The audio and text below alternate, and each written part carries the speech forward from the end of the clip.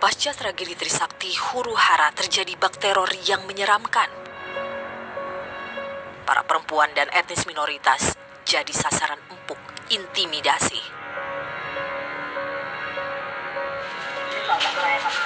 Liana Ang masih ingat betul saat masa merampas dan membakar habis usaha restoran milik keluarga Liana di kawasan Meruya, Jakarta Barat. Liana masih berusia 18 tahun saat chaos terjadi.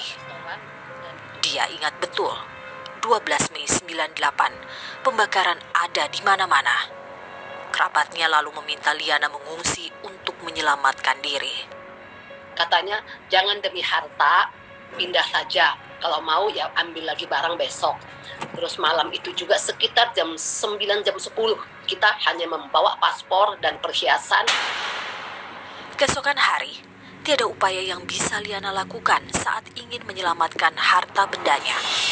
Si jago api yang sengaja disulut massa melahap kanan kiri rumahnya dan perlahan merambat pada kediaman Liana. 13 pagi sudah penuh jalanan oleh nggak tahu massa yang dari mana yang kita tidak pernah lihat wajahnya. Itu ada 2 truk diturunin. Kejadian begitu mengerikan, saya nangis sehabis-habisnya. Liana juga menyaksikan tidak hanya bangunan saja yang terbakar.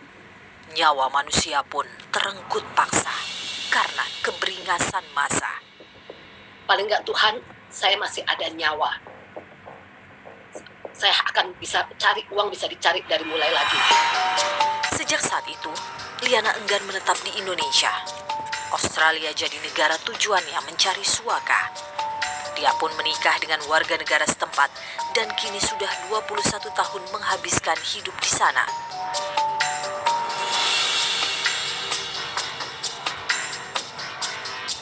Sandiawan Sumardi tidak bisa menahan kesedihan yang begitu mendalam ketika mengingat momen bertemu korban pemerkosaan kerusuhan Mei 98. Salah satu ya itu yang korban diperkosa selama 9 jam di dalam taksi. Dia sangat marah kalau didekati laki-laki kayak itu. Traumanya luar biasa, dan itu saya kira hampir semua yang saya kunjungi korban seperti itu. Korban pemerkosaan menderita luar biasa. Jiwa raganya terkoyak. Mereka dilanda ketakutan. Dia sudah berdoa waktu itu.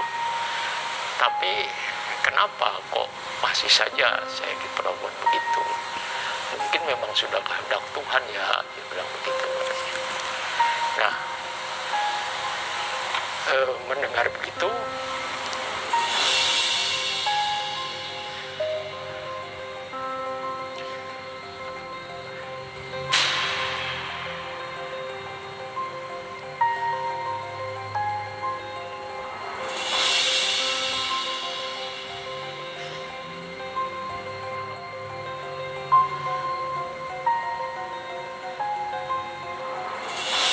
tentu saya shock sekali. Ita Martadinata Haryono jadi simbol ancaman dari upaya penyingkapan tragedi pemerkosaan 98. Ita Martadinata keturunan etnis Tionghoa, penyintas perkosaan. Ibunya seorang aktivis Buddha. Dia diruda paksa saat berusia 18 tahun. Sehari jelang keberangkatan ke markas PBB untuk memberi kesaksian, ia dibunuh secara keji. Posko tim relawan mendapat ancaman. Mendapatkan telepon, diteror semua bersama dengan pembunuhan Ita untuk pokoknya ditakut-takuti lah begitu. Akan mengalami nasib seperti Ita kalau kamu tidak berhenti menyuarakan tentang, sehingga ketakutan luar biasa. Para puan yang mengalami kekerasan seksual adalah desain yang sengaja dirancang. Menurut Sandiawan, kekerasan seksual menyasar etnis Tionghoa. Ini memantik kemarahan dunia. Saya ke New York, saya naik taksi, drivernya seorang Sing itu, begitu tahu saya dari Indonesia, saya disuruh turun. Artinya memalukan sekali dan ekspos bahwa orang Indonesia rasialis itu di mana-mana. Kurun Mei 98, TGPF merangkum data korban dari pelbagai sumber.